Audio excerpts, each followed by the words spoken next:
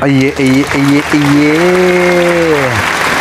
Gupitan natin yan guys sa 3 bata at 1 tatay. 4 po itong gugupitan ko ngayon. 3 anak, 1 tatay. Ayan po ang panganay na anak. Ang gagwapo na itong mga boss ko na to. Suki ko na talaga itong mga boss ko na to.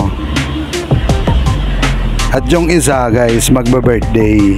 Ay, tapos na pala mag-birthday yun. Tapos na pala mag-birthday. Pupunta yata sila sa mall ngayon. Kaya nagpagupit ng mga mag-aama. Ayan guys, kuha na lang kayo ng idea kung anong style ang gusto nyo. Kung anong gupit na gusto nyo sa anak nyo. Pero puro barbers lang naman to. 2x3 lang ang gupit niya. Yung mga mga batang to. Maiksi lang ang ibabaw niyan, par. Kasi mga estudyante rin to. Kahit hindi naman pasukan, nagpapagupit sa akin to eh. Yung tatay, tsaka yung mga anak na yan. Puro gupit na ito maninipis. Nagkataong birthday ng isang kapatid nila. Mamaya makikita nyo sa video. Pagka may birthday kasi rito, libre. Opo, libre talaga may birthday sa akin. Pag nalaman kong birthday mo at nakita ko sa post mo na may birthday ka, libre ka sa akin. Libreng gupit guys. Ang senior lang sa akin is 20 pesos. Opo, ang senior 20 pesos. Yan po, share natin yung blessings natin syempre. Hindi lang puro pa tayo pakabig.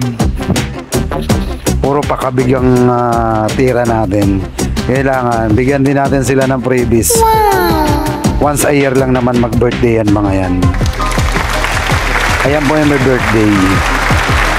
Ayan po ang gwapong bata na yan. O diba? Patawa-tawa pa yung may birthday. Pero malikot yan. Malikot talaga yan. Ay nanay niya, pinuspunasan pa. Kasi kamot ng kamot. Ganyan talaga mga bata pag ginugupitan. Kamot ng kamot kasi yung buhok nila makati sa batok. Hindi sila sanay. Ayan o, kinukulit ko nga siya o. Ayan o, ayaw pa tumingin o. Ang gwapo diba? Paglaki na ito, ang dami na itong paiiyakin. Salamat po sa pagtitiwala sa munting shop ko. Ay, inantok na kasi nalamigan na yung ulo. Eto medyo ang gupit niya medyo mataas kasi maiksi yung ibabaw eh. Parang semi-army cut na to para presko naman. Tsaka bagay rin naman sa kanya to yung ganitong gupit. Ayan o, semi-army cut. Ang gagwapo ng customer ko ngayon. Yan, tinapos ko na agad kasi pinorward ko na. Eto ang bunso nila. Puro lalaki yan guys. Gwapo rin, di ba? Di ba?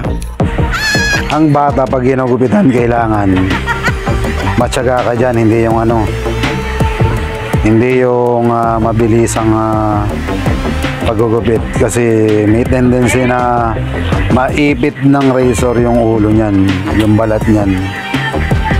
Kaya kailangan yan, dahan-dahan ka lang dyan. Kahit sa pag-ahit, dahan-dahan lang din. Hindi pwede bara-bara. At saka malambot lang ang balat ng bata. Hindi kailangan na madiin ang paghahawak sa blade. Kasi madaling kumapit yung talim ng ng blade sa balat nila dahil malalambot nga. Ayan, katulad yan, malikot yan yung bunso nila pero kailangan alalay lang din. Marami naman akong ginugupitan ganitong mga bata pero kailangan alalay lang talaga. Sa mga baguhang katulad ko nagugupit, kailangan alalay lang talaga. Ayan o, ang gwapo ng bunso din o. Yan, tapos na. paliguan nyo rin ng pulbo para hindi ano siya, hindi mangati mga bata. At ito ang tatay niyan. Kamukha ng tatay yung, yung mga anak, no? Di ba? Kung makita nyo rin nanay, kamukha niya rin. Oo, kamukha niya rin yung nanay. Parang pinagbiyak na ano sila. Hinati yung mukha ng anak, tsaka yung tatay, tsaka yung nanay.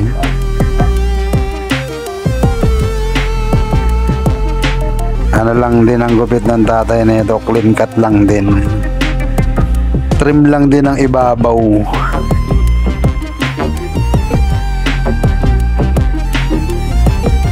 Malinis na gupit lang. Clean cut. Pero dati buhok na itong tatay nila, army cut yan eh. Dati gusto na magpahaba. Ayaw na mag army cut. Puro barber trim. 2x3. Tapos high fade, mid fade. Nagawa ko na rin sa buhok niya. Pero ngayon ang gagawin ko, barbers lang yan. Clean cut lang. Katulad dun sa naunang panganay niya, ganong gupit. Ayan o. Uwi na. Ayoko. Uwi na, uwi na. Ayan yung nanay ng bata o. Yung mga bata. Diba? Kamukha nila. Ayan o. Ayan yung may birthday o.